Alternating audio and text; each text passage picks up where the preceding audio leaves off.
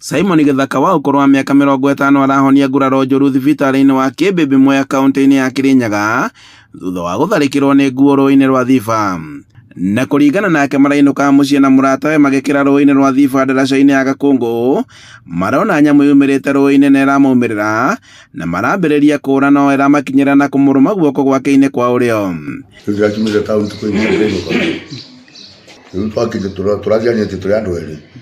Turona kindu kirumira baruri toni kai kuna nguru kumbe nene ngwera umira ero erumire nguru ne turonya ne nguru twambire gutengera era kudukanya na ingi era terano. Githaka agĩtigwo na ruo mwĩrĩ-inĩ wake na gũcoka gũtengerio thibitarĩ-inĩ wa Kĩmbĩmbĩ kũrĩa aramũkĩra ũrigiti.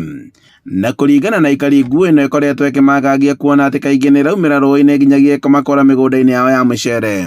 Kwĩ mathaa thaa 4 nyinũkĩte gwakwa nĩ ndĩrakorire gĩcanjama kĩa andũ ndarĩko nĩ kĩ kũrathiaga na mbere. Ndĩrakora mũndũ nĩ kũguta agwĩte arũmĩtwo nĩ nguo ũru mũno ndarĩko gwĩtwo gwĩka andũ acio nĩ marokanire maranjĩboya ndĩmũtware thibitarĩ no nĩ ndetĩkĩrire gũteithia.